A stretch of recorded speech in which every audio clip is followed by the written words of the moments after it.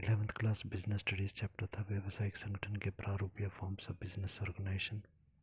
Part number 11 पर आएंगे। ये हम डिस्कस कर रहे थे एक व्यक्ति वाली कंपनी या वन पर्सन कंपनी। अब इसकी विशेषताओं पर आते हैं। इंट्रोडक्शन हम लोगों ने पढ़ ली थी।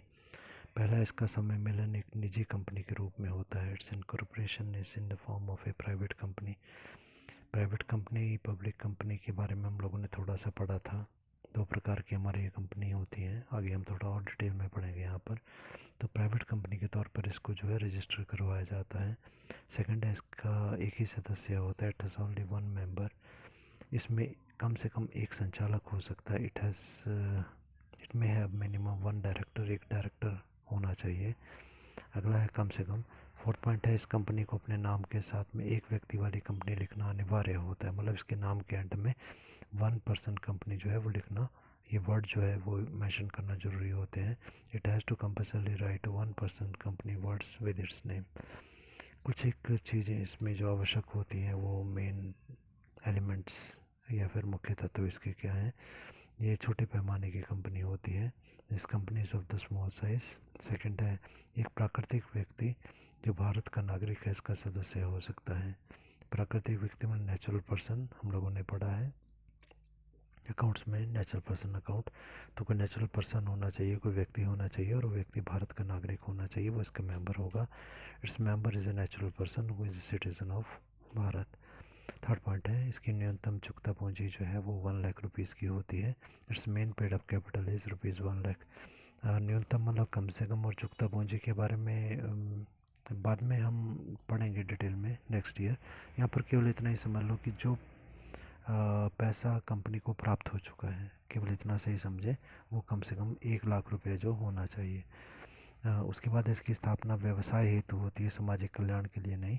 अगर हम लोगों की भलाई के लिए हम कार्य कर रहे हैं तो वो कंपनी वन पर्सन पर कंपनी नहीं हो सकती। हमारा उद्देश्य बिजनेस करना होना चाहिए, मतलब प्रॉफिट कमाना होना चाहिए। Its main aim object is to earn the profit by the business and may not have been established for the charitable purpose। तो यहाँ पर may not have been add कर लीजिएगा, may not have been established। ठीक है, इसको add कर लीजिएगा। ये 2-3 वर्ड जो है मिसिंग है यहाँ पर। ठीक है, नेक्स्ट पॉइंट पर आते हैं। फिफ्थ पॉइंट पर, इसके संचालकों की न्यूनतम संख्या 1 होती है और अधिकतम 15 हो सकती है। संचालक, डायरेक्टर्स, जो मालिक है वो अपनी हेल्प के लिए, बिजनेस को चलाने के लिए डायरेक्टर नौकरी पे रख सकता है। मालिक एक ही होगा। तो डायरेक्टर जो है वो कम से कम एक होना चाहिए। जो ज़्यादा से ज़्यादा इसकी लिमिट जो है वो 15 दी गई है। नंबर ऑफ डायरेक्टर्स में भी मिनिमम 1 एंड मैक्सिमम में भी 15। सिक्स्थ पॉइंट हमारे को इसमें आ जाएगा, द कंपनी अपने समामेलन के 2 वर्षों तक स्वयं को निजी या सार्वजनिक कंपनी में परिवर्तित नहीं कर सकती। समामेलन या कॉरपोरेशन मतलब रजिस्ट्रेशन समझे यहाँ पर, कि जब हमने इस कंपनी को रजिस्टर करवाया था उस तारीख से लेके 2 वर्षों तक ये अपनी कंपनी को प्राइवेट कंपनी या पब्लिक कंपनी में कन्वर्ट नहीं कर सकती, चेंज नहीं कर सकती। It can't convert itself into the private और public company within 2 years of its incorporation. अब इसके लाभों के बारे में हम पढ़ लेते हैं कि इस कंपनी के लाभ क्या होते हैं। तो एक व्यक्ति वाली कंपनी के लाभ, advantages of one person company.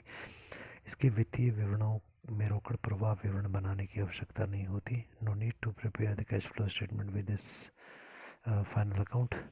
इस कंपनी को आवश्यकता नहीं होती। अब कैश फ्लो स्टेटमेंट या रोकड़ प्रवाह विवरण क्या होता है नेक्स्ट ईयर डिटेल में हम पढ़ेंगे 12th क्लास में। यहाँ पर केवल इतना ही समझ लो, ये एक प्रकार का अकाउंट होता है जिसमें कि पैसा कितना आया कितना गया इसका सारा हिसाब किताब होता है।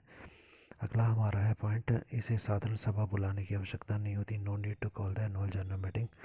एनुअल जनरल मीटिंग क्या होती है कंपनी के केस में हम लोगों ने पढ़ा था, जिसमें कि सारे शेयर होल्डर्स आते हैं और वहाँ पर इम्पोर्टेंट बातें जो डिस्कस की जाती हैं, साल में एक बार ये बुलाई जाती हैं।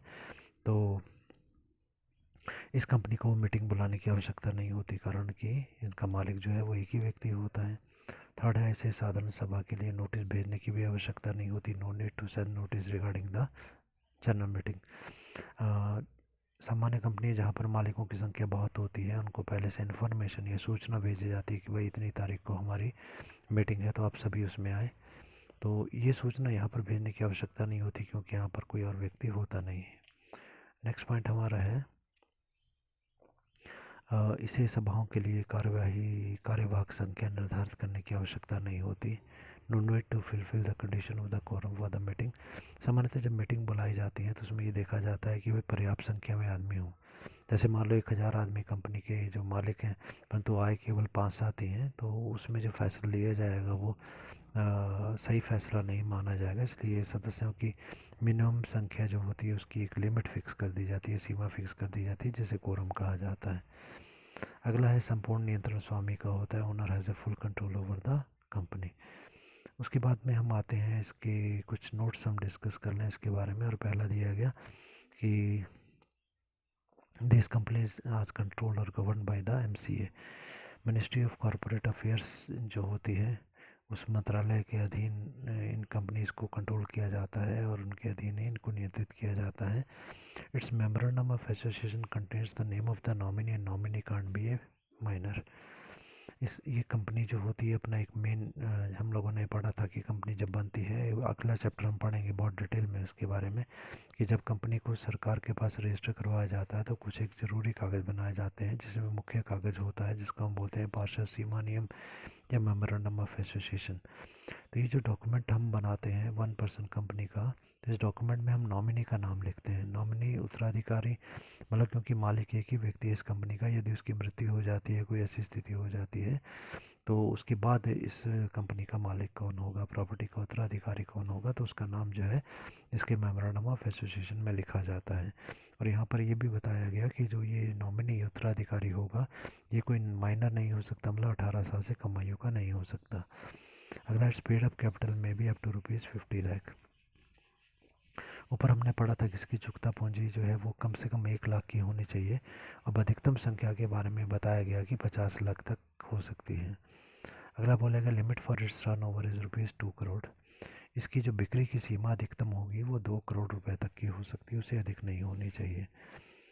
ये हमने 1% कंपनी के बारे में डिस्कस कर लिया। अब हम अगला टॉपिक डिस्कस करने जा रहे हैं कि निजी कंपनी का मूल्यांकन। अब निजी कंपनी के बारे में हम लोगों ने पढ़ा था, ठीक है, तो अब उसके मूल्यांकन के बारे में पढ़ेंगे। मूल्यांकन में क्या आता है, इसके लाभ हानि आते हैं, ठीक है।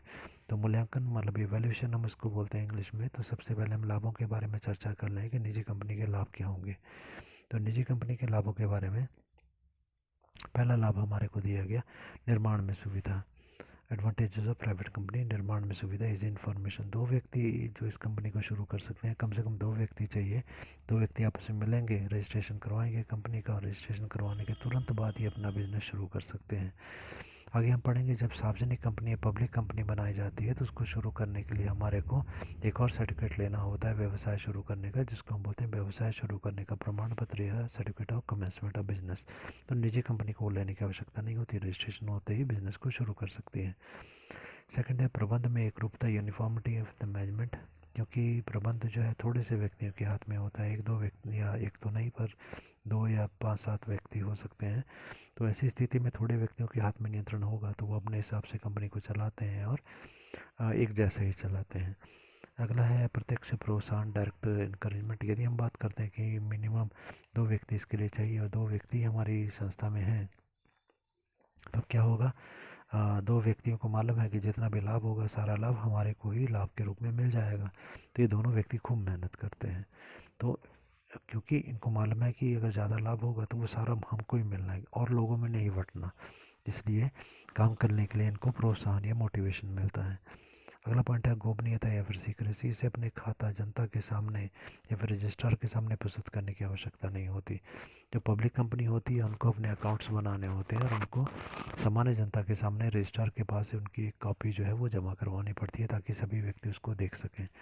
परंतु प्राइवेट कंपनी को उसे बनाने की और बना करके लोगों के सामने दिखाने की, रजिस्ट्रार के पास जमा करवाने की आवश्यकता नहीं होती, तो इसमें गोपनीयता बनी रहती है। अगला हमारा है 5वां पॉइंट, सीमित दायित्व, लिमिटेड लाइबिलिटी। तो सीमित दायित्व मतलब वहाँ पर यह है क्योंकि ये कंपनी है और कंपनी होने के कारण इसके सदस्य जो है, मालिक जो है, उनका दायित्व या लाइबिलिटी जो है वो उनके द्वारा खरीदे गए शेयर्स के मूल्य तक सीमित होती है। उसके बाद में अगला पॉइंट एक और यहाँ पर है हमारा सीमित स्थायी अस्तित्व, परमानेंट एग्जिस्टेंस। कि क्योंकि ये कंपनी है तो किसी सदस्य की मृत्यु इत्यादि हो जाने पर ये समाप्त नहीं हो जाती, बहुत लंबे समय तक ये चलती रहती है। उसके बाद में अगला पॉइंट है जबकि एकाधिकारी व्यवसाय और साझेदारी व्यवसाय में ऐसा नहीं होता था, कंपनी में इसकी आयु बहुत लंबी होती है। 7th पॉइंट यहाँ पर है वैधानिक उपचारों से मुक्ति, free from the legal formalities. कानूनी कार्रवाइयाँ बहुत ज़्यादा नहीं होती क्योंकि तुरंत बिजनेस को हम स्टार्ट कर सकते हैं। रजिस्ट्रेशन करवाते समय भी लोगों को शेयर नहीं बेचना, तो उसमें हमारा धन बच जाता है, समय जो है वो सारा हमारा बच जाता है।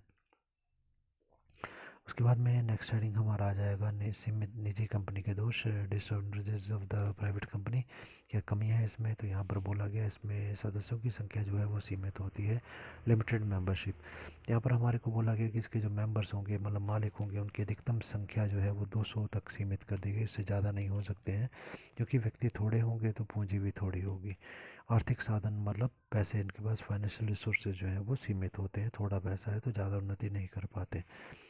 अगला पॉइंट हमारा है अंशधारियों के हितों में की पूर्ण सुरक्षा नहीं होती, interest of the share holders are not safe guarded. इस अंशधारियों पर बहुत सारे नियम यहाँ पर लागू नहीं होते। जो पब्लिक कंपनी होती है, सार्वजनिक कंपनी, उसमें बहुत सारे नियम लागू होते हैं, सरकार भी उसके ऊपर कंट्रोल करती है, बहुत सारे ज़्यादा नियम लागू होते हैं। यहाँ पर नियमों में छूट दी जाती है, तो जो लागू नहीं होते हैं तो फिर कुछ एक मालिकों को हानि हो सकती है, जैसे संचालन के कार्य के बारे में, उनको तनख्वाह कितनी देनी है इसके बारे में कुछ एक नियम होते हैं। यहाँ पर प्राइवेट कंपनी में नियम का पालन नहीं होता तो कंपनी अपनी मनमानी यहाँ पर कर पाती है, जिसके कारण हानि हो सकती है। अगला है सार्वजनिक कंपनियों को राजकीय प्राथमिकता, state priority to the public companies.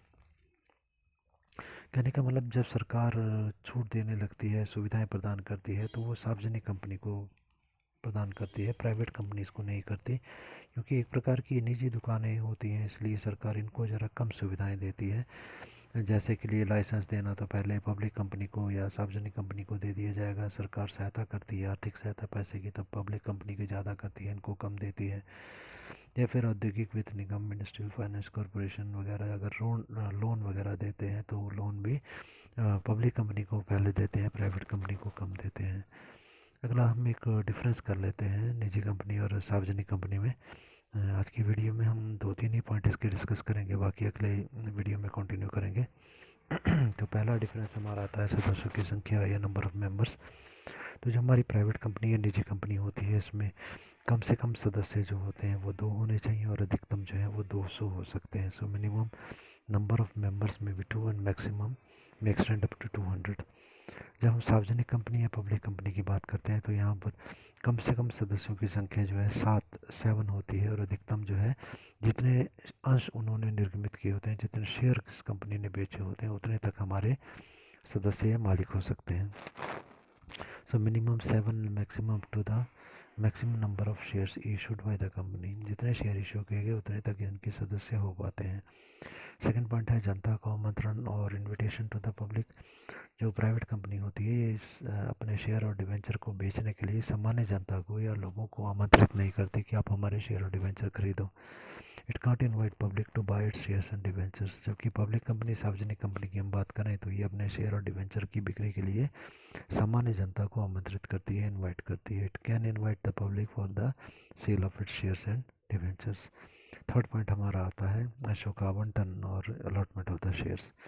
आवंटन मतलब बांटना, इशू करना, देना।